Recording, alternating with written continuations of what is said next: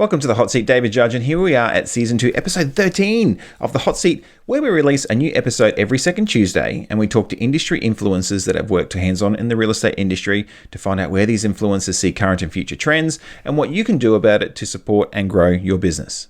Now, today's interview is a little bit different as we're interviewing Julie George, who's actually considered to be a disruptor in the industry as she's an expert in setting up and running an Airbnb business. Now, as of recording this interview, Julie has released recently a book called $1 Million Host, which I will link to in the show notes. And in our interview, we discuss how Julie invested $30,000 2 years ago, and 2 years later, how that has turned into a $5 million return. I mean, mind-boggling stuff. Anyway, some of the key highlights from the interview include Julie's first Airbnb experience, where she took a one-bedroom unit in Cairns that was renting for $240 per week, and then how she was able to turn that into renting for $600 per week consistently through Airbnb. Julie's first client and how she was able to use Airbnb to create a positively geared property, something you never hear of anymore. The realistic risk of whether or not Airbnb will actually work for an investor, and Julie's formula to make sure that a property can at least cover its loan repayments. How future competitors like Google are creating platforms to compete with Airbnb, and how this will impact Airbnb's offering. And finally, how property managers are using Airbnb as a part of the big picture of the servicing of their clients to develop stronger and long-term relationships. Now, Julie's interview, I mean, we had a good time. It was really funny and it was educational at the same time. I mean, her journey is fantastic to listen to. And if you are considering adding Airbnb into a range of services you offer, or if you're thinking about, if you currently offer Airbnb in your range of services you offer and you're trying to find a better way to do that, then you really do have to listen to this interview. I mean, I have to honestly say that this is one of my favorite interviews of all time on The Hot Seat. Julie comes across as a really down-to-earth person, and at the same time, so informative, so incredible. Okay, anyway, let's listen to this episode and roll it. Welcome to The Hot Seat, powered by Affordable Staff. David here, and I have... Eva Judge. And we also have... Hi, Julie George. Julie, why are you here today? Look, I am considered one of the Airbnb experts in Australia, and Yes. I run an Airbnb property management company up in Cairns, and we have got one of the largest portfolios in Australia at the moment. And you've got your book, which you're going to shamelessly plug. I've also written a book, yeah. So I know we have a shameless plug at the end, but let's have one at the beginning too. Yeah, let's do it. So author of $1 Million Host. So I've written a book really talking about my story, how I've come about to put this Airbnb property management company together, and really how others can do it too with not even owning a property themselves. Fantastic. So we're just going to ask you a couple of questions around where the industry is now, where it's going in the future. Sure. And this is conversational, so where it goes, it goes. Strange things come good. out of these conversations. Yes, So let's go with the flow. Bring it on. So tell us about yourself and how you got to where you are now. Yeah, sure. So, look, it all only started less than 3 years ago. So in 2016, I had a one-bedroom unit in Cairns. It was bringing in $240 a week, so I was doing okay, but it wasn't even quite meeting that the income that I needed to meet the bills, the mortgage repayments, that type of thing. So when it came available, it was fully furnished, fully equipped, and I thought, let's give this Airbnb phenomenon a little bit of a crack and just see what all the fuss is about. So I listed on Airbnb. Yeah. Within a couple of weeks, I went from making $240 a week to $600 a week, and Wow. that was consistent. So yeah, the light bulb moment was probably about when it hit my bank account, the money, and it kept hitting the bank account. I was working as a sales agent then in real estate. Yes. And had a Sydney investor who came to me and she said, look, I'm really looking for a positively geared property. Can you help me find something? And I actually had to say to her, realistically, there aren't any out there on the market anymore. This is something of the past. Positively geared don't exist. But guess what? We can create one for you. So what we did is we actually went out, we got her budget, we found out what sort of areas she liked. We found a little one-bedroom unit that we could purchase in her budget. We furnished it. We set up the Wi-Fi, put on the electricity, and we were able to then rent it on Airbnb for her. And suddenly she was making more money than she was spending. Yeah, Yes. and it was Great. pretty fantastic. So look, so that's where it all started. The concept for maybe then doing it for more property investors or homeowners began. And that was November 2016 that we started the business. So it's couple of years old, but it's really an on-trend product that's taken off at the moment. So let's ask some of the tougher questions. Okay, give it to me. Yes.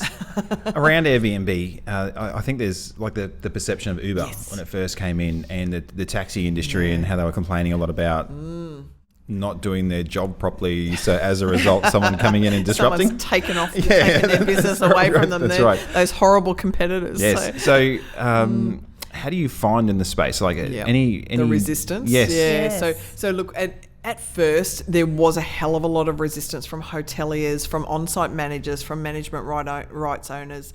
And I've got to say that that is getting less and less as we're going. What a lot of people are finding is that if they can't beat them, Airbnb, join them. Yeah, and really they have. So what I saw was an opportunity to be able to educate these hotel owners, educate the on-site managers, and to get in there and say, look, let me show you how to operate Airbnb, how to list on Airbnb, and maintain your property pool. So there was one on-site manager in particular up in Cairns. She had bought this management rights for hundreds of thousands of dollars, like $800,000 or something, and she was slowly losing her property owners one by one who wanted to go off and look at other avenues such as Airbnb. Wow. A little bit of coaching, a little bit of showing her what to do. She is now a super host on Airbnb. So she now manages those properties again. She managed to get them back. And she's now Brilliant. been able to pull back properties into that property pool, increasing the value of that management rights. And she is so happy. So there is, so I guess coming back to your question, a lot of resistance in the beginning, but now we're finding that I guess, the people are getting more educated and they're accepting the change. They're diversifying their businesses, and everybody seems to be happy. And I guess in Cairns as well, where I'm based, we're very fortunate that we've actually got more demand than we have supply. So hotels cannot keep up. So we've got a very supportive regional council that are really happy that Airbnb exists, and I think it was last year that the hotel industry saw a 4% increase, as well as the Airbnbs go from 500 to about 2,000 over a 12-month period. So look, everybody, it seems to be a bit of a perfect world at the moment, but everyone is happy. So in that, how does it work? So I guess traditionally I've always seen Airbnb as people's homes, and the people at Airbnb, their homes when they themselves go away and things like that. But obviously people are buying these investment properties and they're Airbnb-ing them. How do they feel secure that they're going to get those bookings and that they're going to be able to support the It is very risky mortgage payments? It is a total risk. A lot of people are just taking that leap of faith to jump in and to be able to say, okay, let's have a go. What we always talk to property owners about is give me a minimum nightly rate that's going to cover your mortgage, and we will, of course, push to the highest level because we're working on commission. But if we need to, we will drop the price so that at least they're covering their mortgages. We've been very fortunate that we haven't had any issues with that as yet, because we're very careful about what properties we would want to take on to manage. So what properties, but also I'm assuming the area. So Yes, obviously this wouldn't work in every location, because that's right. Yeah. Well, not everybody you can't wants just to go out there and think, okay, I'm going to Airbnb a property and buy it anywhere. I'm assuming you'd have to think very, very carefully about. You have to do your research. You really need to make sure that is it near a local tourist attraction? Is it near public transport? Is it near an international airport? Always is a great that's a good option. point. But it's not only the location. It needs to be a property. We're finding that. It's got to be a property that's air conditioned in the tropics, but offering free Wi-Fi is a must on every property. We have to have free Wi-Fi. It's as essential. I'd be very disappointed if I went to an Airbnb and it didn't have a Wi-Fi. Yeah, that's right. And that's an expectation. I think we're having a chat last night at dinner, and David and I, we travel quite a lot with our work. And we stay in some hotels, but we actually prefer Airbnb just because it works for us. Because of the convenience of it. And I think how many Airbnbs was it? Yeah, how many have you done? 26. 26 in the last 12 months? Wow. And sometimes, there's no travel, but then 2 weeks ago it was 3 Airbnbs in 1 week. That right. is incredible. So. You two could write a book on reviewing Airbnbs. I know, $1 million guest. Saving on hotels. We've spent $1 million on Airbnb. Yeah, that's a very, very fair point. I never considered, but at the same time, as I said, if I did go into a property, I'd be like, where's my Wi-Fi? I know, but probably only 12 months ago, you would stay in a hotel and it wasn't expected. Yeah. Yes. But yet it is in Airbnbs. Actually, you know what I think back, what really put us onto Airbnb, we never really used it. And I think about two Christmases ago, 3 Christmases ago. 3. Yeah, we went up to Noosa. And we always stayed in a resort or some kind of a holiday apartment sort of scenario. And we hired an Airbnb, and the owners just blew us away because we turned up to this lovely little 2-bedroom apartment. We've got 2 little girls. Yes. And there was a basket waiting for us. And the basket had a freshly baked loaf of sourdough, a packet of lychees. I remember this really well, a pineapple. So it was full of fruit. And then we opened up the fridge. And in the fridge, there was a dozen eggs from their farm, homemade kombucha. I love kombucha, by the way. So it just, actually, my daughter drank the whole thing. I was very disappointed.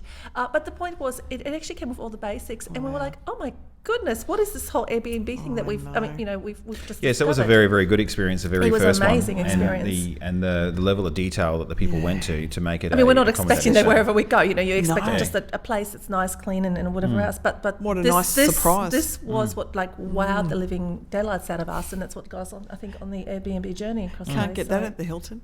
No, that's right. That's exactly it. That's You get a mini bar where You have to pay for $8. and you have to pay for the Wi-Fi. So do you think that, and getting back onto the Sorry. the questions, do you think off. that hotels then, Yep. do you think that they're, how are you seeing them react? Do you know the hotels have, very much like the taxi industry with Uber, have had to smarten their act. Yes. They really have had to lift their standards and really diversify themselves.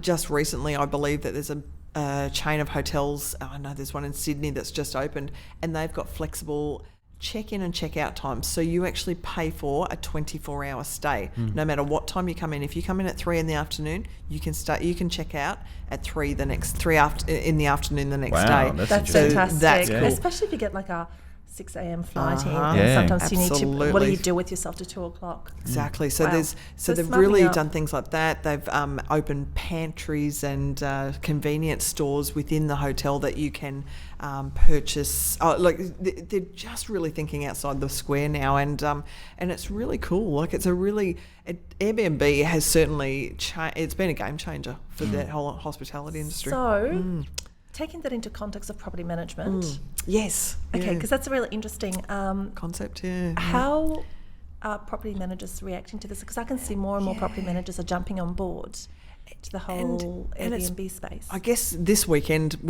I was fortunate enough to be able to be speaking at the property management conference on the Gold Coast here, and I really didn't know what I was going to get. I knew that I was going to be speaking to a room full of property managers, but I wondered what sort of resistance I was going to get from these property managers. You know, I really thought that there'd be some old school ones that might say to me, "Hey, Airbnb is stealing all our properties out of our rent roll." Yeah. Not one person has shown that sort of attitude or made any negative comments. In fact, everybody that I've spoken to has been terrifically, they've just all been so accepting and really willing to accept the change and to diversify their businesses. So you or think there consider is it. going to be a potential trend in the future I where think it's going to It's certainly property changed. managers- That's changed in 12 months, because 12 months ago, when I someone think- stood up and spoke about Airbnb, they were almost probably getting booed throw off stage. things at me. I know, and that's kind of where I was a bit nervous this time around. I thought, wow, what are we going to get? But but I really think this is a game changer for property management, and I think once again they need to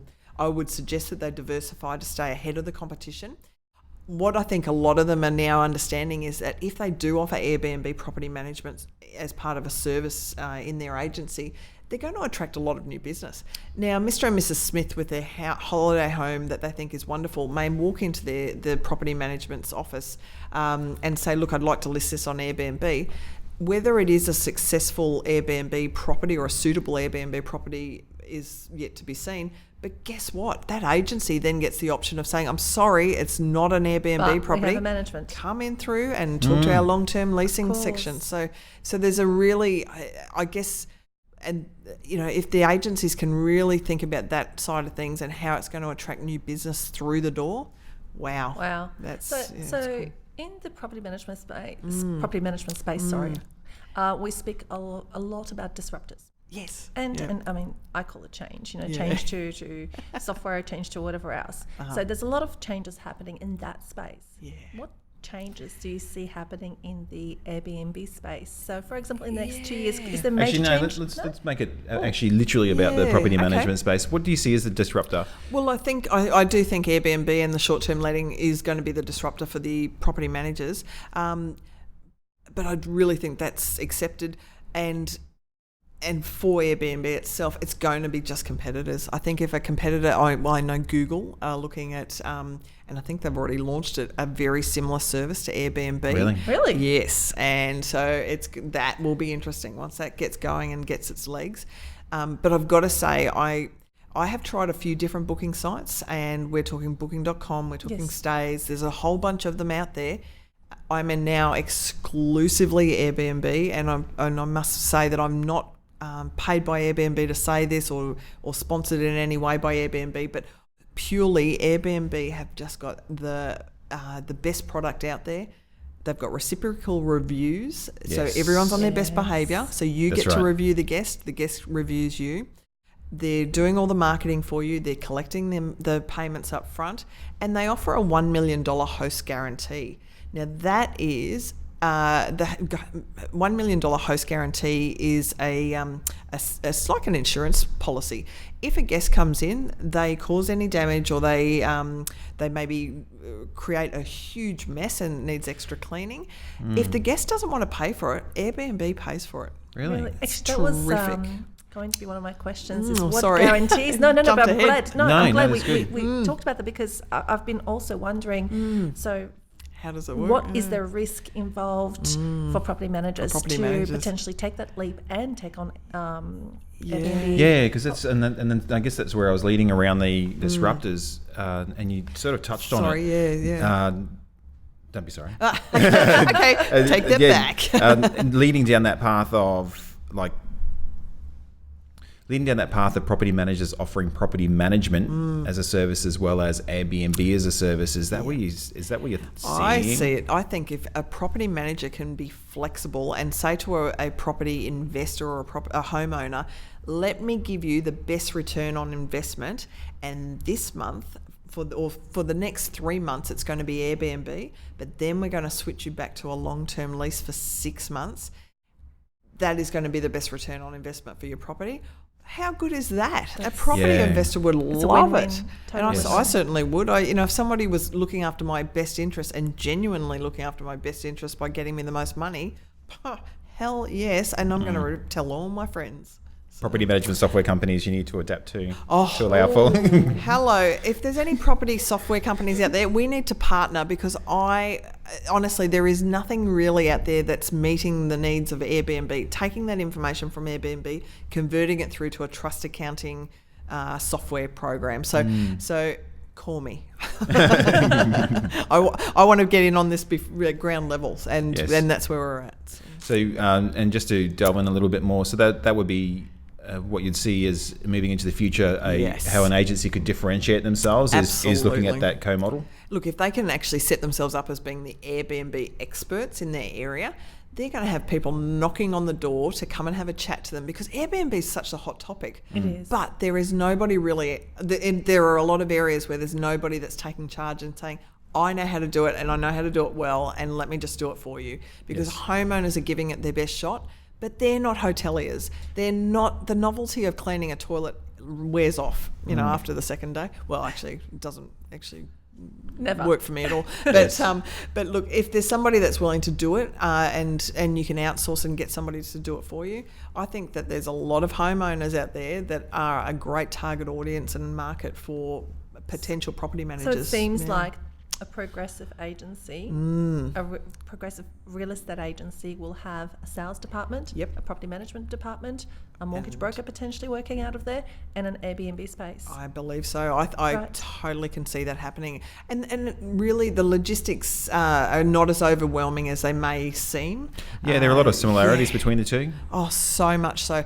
When I was setting up my business, the hardest part for me was actually the real estate side of things. Getting a trust account, getting the auditing, getting all that sort of stuff in place. the people that I've met this weekend, 200 property managers, they've already got that. They've done the hard yards. They know how to do that work. Yes. All I've got to show them is how to do the hospitality side of things. And really... And that's your background. That's exactly isn't right. it? So Yes. it's so I think it's a huge opportunity for anybody who's looking to diversify and differentiate. So before we go to the break, what special advice would you give to a person in the industry now that's looking at where their agency is right now and moving into the future? Yeah, look, I think just do a little bit of research. Have a look at your area. Is it would it be the right area for maybe a short-term rental Airbnb type service that you could offer? Reach out, talk to people like myself, and really just take those blinkers off. And if you can consider some options that might make you a little uncomfortable. It's good to be a little uncomfortable at times because it means that you're progressing. But yes. yeah, I think it's and give it a go. You've got nothing to lose. There's not a huge investment that you're needing to make to get this going. You just need one property. I think I read it in your book. Your investment was it $9,000? $9,000. Yeah, $9,000. I have been reading your book. It's fantastic. Thank you. Go and get it. Actually, this is Eva's book. So it is. Look, I started the business 2.5 years ago. $9,000 was my investment. I probably have put in about $30,000 to be fair. Still not a huge investment, and we have made we've bought in $5.5 million in that 2.5 years. Wow. So it's bloody great. Wow, it's really exciting. What other business could you be in where you put that much investment in and you get that higher You'd probably return? be straight to jail after. That's right. I can think of a couple, but that's the next hot seat we're going to do. Would you? Yeah. Okay, so let's go to an ad break now quickly, and then we're going to come back and turn the heat up on you, turn up the lights, and see how you go when we put you on the spot with hot seat questions. Thank Sounds you. good? Okay, back in a minute. Okay, welcome back to the hot seat powered by Affordable Staff. Here we are, and we're about to put Julie on the spot, ask her a couple of questions. I'm nervous. Don't be nervous yet. Okay, so as I ask the questions, if you don't know how to answer any of them, just say pass. Press the buzzer? Or? Push the buzzer. Okay, good. And short and concise. Great. Again, conversational. Okay. Okay. Go for it. Your number one bucket list item. Travel. Strangest thing you've ever eaten. We're into it already. Which city grub? The strangest place you've ever visited. Nicaragua. Describe yourself in 3 words. Passionate. Bugger. Hang on. Ambitious, passionate, and hardworking. Excellent. How do you spend the first 3 hours of your day? Lots of tea, lots of emails, and lots of Facebook. Favorite drink? Sauv Blanc. Are we having one? Good choice. Yeah, we should have one after this. Yeah. Okay. Something interesting nobody knows about you? I used to feed crocodiles. That was my first job. That's my book. That's Really? exciting. Yeah, first job. That's really exciting. Wow. I still have all my fingers, so it's all good. So. Not that I've seen you hold up your hands, but would you prefer to be invisible or to be able to fly? Oh, invisible. Let me be a stalker. That was another question. Oh, sorry. Whoops. A mistake in life that's ended up being a success. Oh, gosh. My first husband. Because I got a son out of it. Yeah, that's right. Whoops, didn't expect that one. What is your biggest non-negotiable? On the last question. Honesty, and if anyone breaks that, and trust, and anyone breaks it, you're dead They're to out. me. Dead. Yes. Morning or night? Morning. Weapon of choice? Sauv Blanc. I was at the same answer. Biggest fear? Heights. If you weren't doing what you were doing now, what would you be doing? Feeding crocodiles. Ooh, yeah, probably still feeding crocodiles. Look, I'd love still stay in the tourism industry. Yes, and don't answer the questions ever. Yes, but thanks. University or school of hard knocks? Oh, university. What would you say to an 18-year-old version of you? Stop worrying about boys. Yes. It's all good. Don't go near boys. And Stay away from the first husband. That's right. Oh, no, hang on. It was good. It was a good Yes, mistake. outcome. Fridays or Mondays? Friday. One item you could not live without? Sauv Blanc. Oh, sorry. I keep coming back to that. Cats or dogs? Cat. Last question. How much money is enough? Never enough. Never enough. $1 million host. I want to be $1 billion host. Good answer. Fantastic. Well, thank you very much for going through the hot seat. Hopefully that was painless for you. It was very, it was very good. Thank you. Excellent. So at that time now, will you basically give us a shameless plug? Shameless. Oh, Yes. excellent. Look, folks, if any of you are interested in Airbnb, finding out about my story, finding out about Airbnb in general, or finding out about how you can make a lot of money through the sharing economy without owning your own property, please look up $1 Million Host. It is available on Amazon.com or any online leading bookstores. So we'd love to hear from you. Thank you. It's a fantastic book. I'm really getting I need to hand it back to Evan now. There's something about a celebrity in there, a celebrity that stayed that you're not allowed to tell us the name of. There's some wild stories in this book. There's one about a celebrity that offered me cocaine in and Hollywood. You will share that with me afterwards, and let's just say it was somebody who used to be on Sale of the Century. There you go. Ooh. We better finish up. Hello. Do we need to contact our legal team? No. It's not say his name or her name. That's right. Okay, well, thank you very much, Julie. Really appreciate you being on the hot seat, and it was interesting listening to your story as well as where you're going. It's such an exciting industry. Yeah, watch this space. Yes, fantastic. Thank you very much, everybody, for watching, and we'll see you on the next episode of the hot seat. Thank you for listening to this episode with Julie. And before you go, I'd ask if you enjoyed this episode that you subscribe to our podcast, which you can find if you search for The Hot Seat where you listen to podcasts, especially on Spotify and Apple Podcasts. And you know what? If you're listening to an Apple podcast, if you can give us a 5-star review, that would be even more fantastic. I also wanted to remind you that The Hot Seat is powered by affordable staff, and if we're 100% honest, we could not put The Hot Seat together without outsourcing. There's a lot of background work that goes into creating a podcast, and this couldn't happen without outsourcing it to our overseas team. I record the content and I send it offshore where they handle the video and audio edits, the website, the podcast distribution, marketing, and so much more. So thank you to our team in the Philippines. Okay, that's it. Thank you again for all your support, and I look forward to catching up with you in Season 2, Episode 14 of The Hot Seat.